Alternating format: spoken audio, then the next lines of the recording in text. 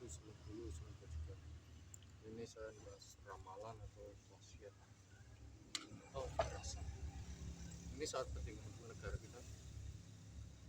Aku ada sebuah firasat akan terjadi sebuah 3 takdir atau 3 permintaan. Di sini dalam penglihatan saya ada sebuah yang ingin menghancurkan Presiden Prabowo Subianto. Itu dari kalangan DPR itu akan dihancurkan, akan dipangkas. Jadi kalangan DPR ini akan dibuang, ketua DPR akan dilengserkan. Dari penglihatan saya itu akan terjadi, akan dilengserkan. Terus siapa yang gantinya? Yang gantinya Aing Maung ya. Aing Maung ini akan menjadi sebuah ketua DPR. Dari penglihatan saya, Aing Maung akan menjadi ketua DPR. Selain itu aku melihat jadi DPR nanti ini akan dipangkas, akan dibuang, akan dilengserkan ketuanya. Selain itu aku melihat ada kudeta sangat besar. Entah tahun ini nggak sampai 2027 kan nggak salah, nggak sampai 2027 itu kan ada kudeta besar. Kudeta ini dari kalangan rambut putih,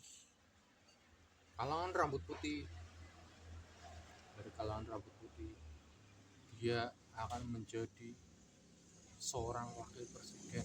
Itu hanya gambaran saya, gambaran jahat saya itu. Terus siapa yang jadi presiden? Yang jadi presidennya adalah muridnya atau cucunya Rizal Khalid. Cucunya atau murid Rizal Khalid itu kan menjadi presiden. Lah, 2 orang ini kalau menjadi presiden, Indonesia akan hancur dan lebur semua, hilang, tidak ada tatanan Indonesia. Terus aku ada sampaikan pesan ya buat ramalan itu pesan. Habis itu apa? Banyaknya koruptor di mana-mana, kasus pembunuhan ada di mana-mana, kasus ini banyak, PHK masal di Indonesia, ya ekonomi hancur ya. Khususnya seperti darurat militer. Seandainya saya ngeritik presiden, saya akan ditembak, bunuh, dan dipenjara. Mungkin kalau yang menjadi presiden adalah murid dari kelompok oligarki hitam, dari anak buahnya Rizal Khalid atau anak buahnya dari rambut putih atau si rambut putih jadi wakil presiden. Terus yang jadi presiden keturunan Yaman, organisasi Yaman, Indonesia ini akan hancur dan lebur. Nanti akan banyaknya fitnah. Oh, ini dalangnya yang melengsarkan apa? Presiden Prabowo Subianto. Padahal si anak Gibran atau anak Wingi, padahal Gibran ini ingin menyelamatkan sebuah kursi presiden dari 3 orang ini dari kelompok organisasi dan kelompok Yaman atau kelompok Banteng. Itu aja. Kelompok Yaman bisa dari kubu Rizal Khalid bin Walid. dia ingin kayak gini, sama si inisial A dan inisial G. Inisial A ingin menjadi presiden, tuh. Inisial G jadi wakil presiden, tuh. Padahal Gibran ini menyelamatkan kursi presiden, itu aja. Lalu si wakilnya saya Pak DM, Gibran jadi presiden, ADM jadi wakil presiden. Antara itu ya, ini 3 takdir. Seandainya Prabowo Subianto tidak mendengarkan suara wong-wong cilik atau rakyat-rakyat jelata, tidak turun langsung hanya dengan mendengarkan ocehan-ocehan orang gila. Orang gila itu disebut siapa? Dari kabinet yang jelas, data-data palsu, manipulatif. Seandainya Prabowo Subianto presiden ini mendengarkan suara rakyat yang tulus, hasilnya apa? Bagus. Tapi kalau Prabowo Subianto tidak mendengarkan secara langsung turun ke rakyat, nanti akan ada apa? Kudeta atau demo besar-besaran dari kelompok oligarki, dari kelompok banteng, dari kelompok Yaman, dari kelompok ormas FPI, HTI dan sebagainya. Itu sangat berhati.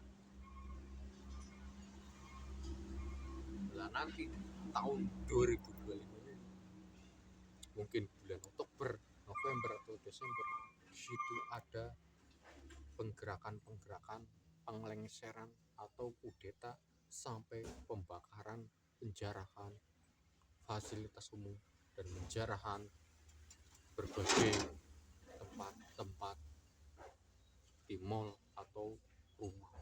Itu berhati-hati. Oktober, November dan Desember di tahun 2020. Terus di bulan 6 tahun 2026, di bulan Februari ada kudeta kembali hingga sampai 2027 ya, karena nantinya banyaknya fitnah-fitnah di tahun ini dan tahun depan. Fitnahnya ke siapa? Ke Gibran, padahal Gibran nggak punya salah, karena dia ingin menyelamatkan kursi presiden dari seorang oligarki hitam Yaman dan pasukan FPI, dan sampai dari kubu Rizal Khalid atau kubu rambut putih. Tahu rambut putih yang dulu menjadi wali kota atau gubernur Semarang, Jawa Tengah. Itu sangat berbahaya.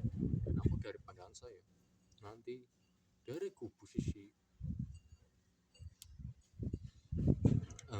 ini kubu sisi DPR RI, nanti ketuanya akan dilengserkan. Nanti banyak pejabat yang lengser di tahun ini sampai 2026, 2027 lah, nggak sampai itu ya. Tapi kalau 2030 adalah puncaknya krisis ekonomi Indonesia bubar. Dari ramalan saya, 2026 akan ada kudeta di bulan Februari, terus 2025 September kalau ini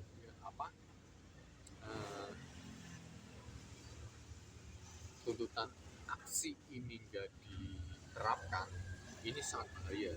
Akan terjadi demo-demo sangat anarkis, menimbulkan berbagai banyak korban.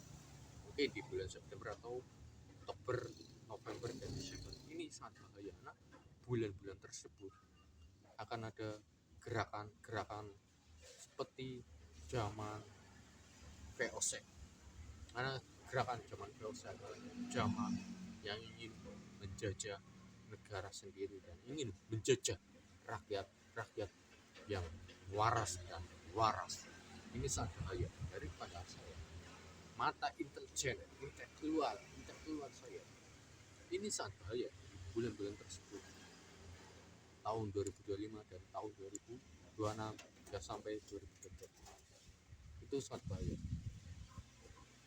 Cegah orang kelompok oligarki dari kubu Yaman dan cegah dari kelompok si rambut putih yang ingin berkuasa di istana negara ini, yang ingin menjadi presiden dan wakil presiden. Karena kubu yang dulu dari pemilu yang kalah itu sebenarnya ingin jadi presiden. Nanti kayak Bapak Prabowo Subianto yang udah dilengsarkan, dia seolah-olah dari nama A, si nama huruf A ini, simpatinya, cara bermukanya, cara ucapannya, kayak omongannya itu ucapannya kayak orang berkelas banget, familiar, nggak bisa ditebak, nggak bisa ditembus, ingin menutupi. Terus ada kabinet yang lain, si Gibran ya yang jadi kudeta ya, itu akan banyak masalah dan atau fitnah atau tuduhan yang enggak jelas itu dari mana sebenarnya. Padahal Gibran ini ingin menyelamatkan kursi presiden, dan sementara Gibran ini jadi presiden sementara itu hanya si Gibran sementara. Lalu wakilnya ada KDM, bisa KDM masuk ke jadi ketua DPR. Itu aja dari pandangan saya. Salam rahayu, bebasku Jumadi, Swadasu, salam beliau, salam bajikan, rahayu. Karena di dalam negeri ini situasi lagi kacau, seperti ada kelompok kudeta. Benar dari pandangan saya itu, karena ada kudeta dari kelompok Yaman sampai kelompok rambut putih yang ingin menjadi presiden atau wakil presiden di situ. Kalau si ini A dan G menjadi presiden, di sini akannya banyaknya pajak besar, korupsi besar-besaran, kasus di mana-mana, kayak kasus pembunuhan dan sebagainya, merajalela. Terus di sini akan terjadi darurat militer. Contoh darurat militer, saya mengkritik semua para penjabat. Saya siap mati nanti atau mati yang akan datang atau mati besok sore. Dan itu sangat bahaya. Apalagi darurat militer. Darurat militer siapapun itu bisa ditangkap. Benar, darurat militer saya udah paham isi pedoman darurat militer yang kemarin saya dibicarakan oleh Bung Heri Irwadi. Jangan sampai negeri ini darurat militer ya. Kalau darurat militer, aparat itu bisa brutal. Kenapa?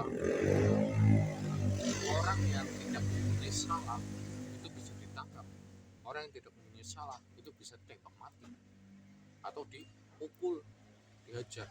Bener, jangan sampai negeri ini darurat militer. Contoh, media dibungkam, tidak ada live, tidak ada televisi, tidak ada tayangan berita. Itu sangat bahaya.